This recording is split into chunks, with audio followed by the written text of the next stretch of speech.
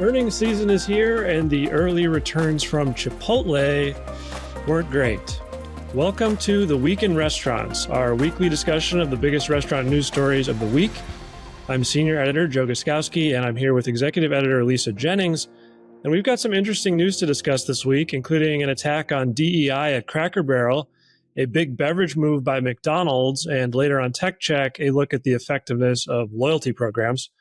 But first, Lisa, let's talk about those Chipotle earnings. What did they have to say this week? Yeah, so second quarter actually didn't go so well for Chipotle. It was a continuation of what started in the first quarter, which was the first quarter was the first quarter that they had negative same-store sales in, since the pandemic, basically. And that continued. May was particularly bad. It did pick up in June and then into July, which is going to be reflected in the next quarter. Sales and traffic picked up. But for the second quarter overall, same-store sales were down 4%. Traffic was down 4.9%, so nearly 5%. And clearly there's an issue. And the CEO, Scott Boatwright, it keeps insisting, though analysts kept asking, is this something self-inflicted? Is Chipotle doing something that is causing this? He insisted it's not. It's about low-income consumers going for deals and discounts. He really feels that he needs to somehow communicate better that, his argument is that Chipotle is a good deal. It's a value problem. And this is something that Chipotle's been dealing with for quite a while now. And, he keeps repeating that you can get a $10 burrito, chicken burrito or bowl at most Chipotle in most markets. And that compares much better to fast casual and even quick service. And yet they still have this problem of, it's something that's clearly impacting, moving the needle. So they threw out a bunch of marketing this summer. They really tried to jazz things up a bit. There was the new sauce, the Adobe Ranch, which was a big hit. And they had a summer of extras program for their loyalty program to try to bring back lapsed loyalty members.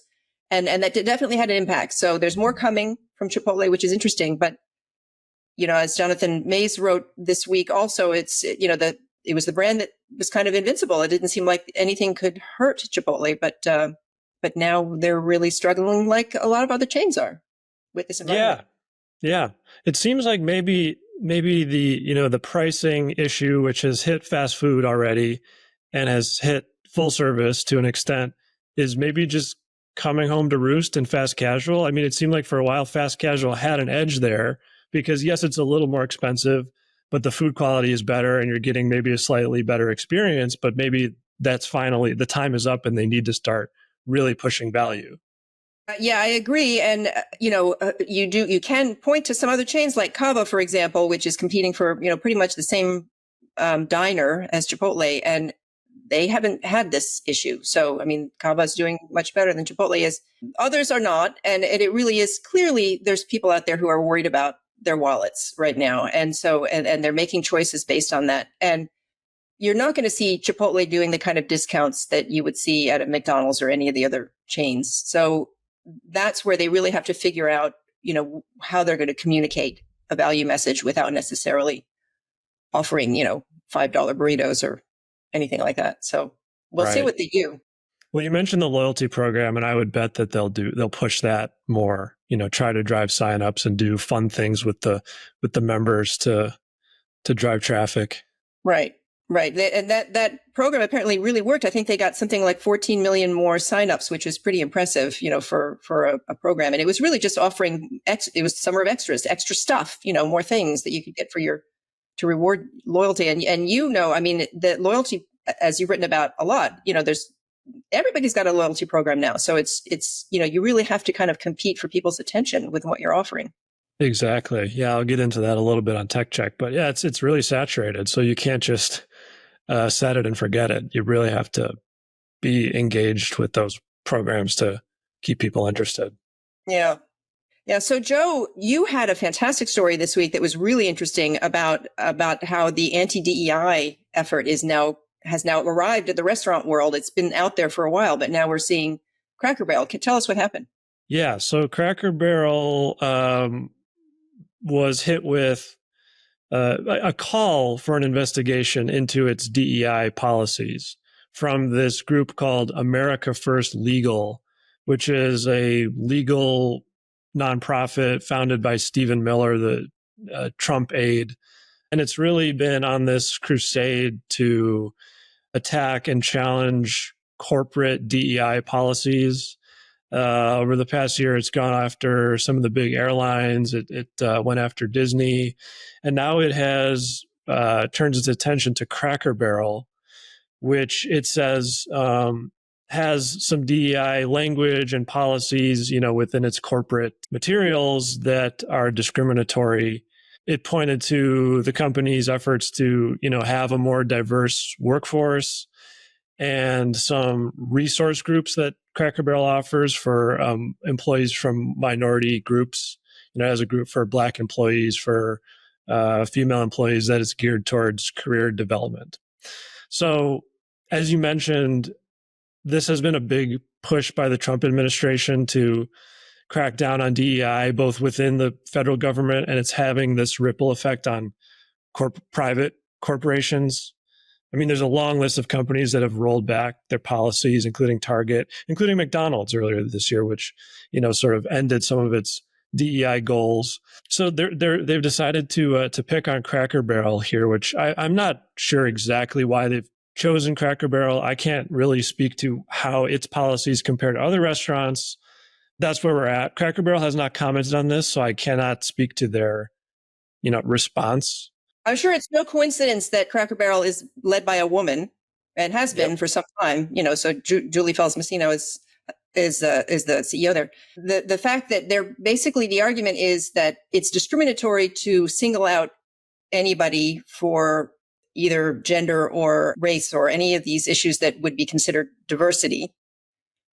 And so it kind of turns around the whole argument about diversity, which is interesting. But, this also comes at a time when restaurant companies for the past, for years have been pushed to diversify, especially their leadership. And I have a story coming this Sunday that looked at the top 500 chains to see how many are led by women, just to look at one aspect of leadership, which is something that the industry has been pushing for a long time. And we've found that 7%, 35 of the top 500 chains are led by women. That's about 7%, which is lower than outside industry averages. And, a lot of folks who have been pushing for diversity within leadership really feel that, pushing for diversity is not discriminatory. It's creating opportunity. That's what they argue. Organizations now have to walk a very fine line. They have pressure from internal groups that are really pushing to remove the obstacles that would help all people move into leadership positions. And they also have these outside forces now that are, coming in and basically accusing them of discrimination. Where this will lead, this kind of investigation, where that will go remains to be seen. But it's still something that corporate boards have to deal with. And it's, it's a problem. Yeah. Yeah, I got to say, it was a little disorienting writing that story because, diversity, I feel like, is a good thing. I think most of us can agree on that.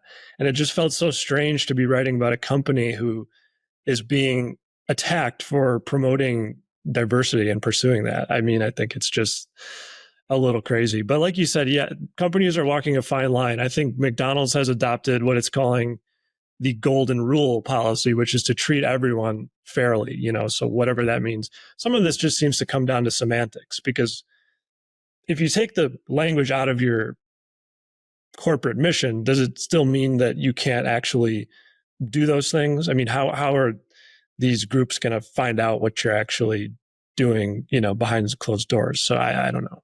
Well, it's going to be interesting to see how this plays out and whether or not there are other companies that will be facing this, but we'll see. Exactly. We'll see if this is the first domino to fall or what. In perhaps lighter news, McDonald's, after shutting down its CosMc's beverage concept, is now bringing some of those menu items into its restaurants, into McDonald's locations. So it's testing this new beverage platform in Wisconsin, whoop, whoop, that's where I live, and Colorado this September, I believe. So 500 locations are going to have these new beverages. These are craft sodas. Some people call these dirty sodas. They're sort of like plussed up coffee drinks. They've got popping boba in them. And so this is, McDonald's big beverage push, part of an industry-wide push into fun, innovative beverages. that apparently the younger consumers are really interested in. So what's really interesting about this, McDonald's doing it in the units though, is that when they launched CosMc, they did it separately because they didn't want to gum up the works for, their McDonald's, their primary units. So now they're pulling them into the units to test. And I guess they're not worried about gumming things up anymore because I guess the demand for beverages and snacks has just gotten that big that they really see the opportunity. And to me, it's like thinking about it, in a casual dining restaurant, you have the bar program, which is really very separate and kind of run differently than the larger operation. And so I feel like that's where McDonald's is headed with beverages. There's just going to be, a lot more on offer, and and they seem to think that this is a real opportunity for them, which it's not my generation. I don't get, the appeal of some of these drinks, but clearly they're popular. You bring up a good point about the operations, though. I mean, some of these drinks look like the kind of thing you'd get at Starbucks, which, as we know, has been troubled by, these complicated drinks that these baristas have to make. All these different combinations. Now you're bringing that into a McDonald's atmosphere, which does a whole lot more than Starbucks. So, I think that's obviously why they're doing this limited test. But I think it's a real question of like, how is this going to affect the drive-through times, accuracy issues? I think I don't know how simple that's going to be. Some of these drinks look pretty involved. Right? Yeah. No, it is going to be interesting. And so, I mean, when you think about McDonald's, usually you're getting your own drink, especially if you're walking in there. So it's going to be interesting to see how they kind of smooth out the operations. But everyone is doing it. It seems to be now table stakes to be able to say that you have a beverage program that's beyond the typical fountain drinks anymore. It is literally everyone. I cover casual dining, which isn't necessarily known for, a lot of beverage innovation. And just in the past month or so, I've had 3 chains on my beat saying they're going to start doing these dirty sodas. Yeah. So it's truly like taking the industry by storm, which sort of brings up another like thing I've noticed recently, which is that these menu trends seem to be spreading so much faster than before. Like this Dubai chocolate thing that's everywhere now and these dirty sodas. This is a matter of weeks here where it's like every other chain has this now. Yeah. I think that's social media. I think the fact that you're just seeing so many people who they see it and, they want it and marketers are taking the opportunity to jump in and say, yeah, we got it, so I think that's the benefit of the internet. Yeah. The feedback loop is just so much smaller now that, you got to react quicker. Right. But we'll see. Does that also mean these trends burn out quicker too? We'll see. Actually, that's a good point. Yeah, I would imagine that's true. Yeah. All right, Lisa. Well, always fun talking with you. Next up, I will be talking on Tech Check about loyalty programs and whether they're actually working. But first, a word from our sponsors. Are you looking for a new podcast that provides practical tips for running your restaurant business? Do you want to hear from the food service world's most influential decision makers? Then go subscribe to my podcast, Takeaway with Sam Okus, which features everyone from the CEOs of the biggest restaurant chains to the leaders of small but mighty emerging brands. At the end of each interview, I provide my takeaways from the discussion, giving you actionable insights that you can take with you on the go. Go subscribe to Takeaway with Sam Okus wherever you listen to podcasts.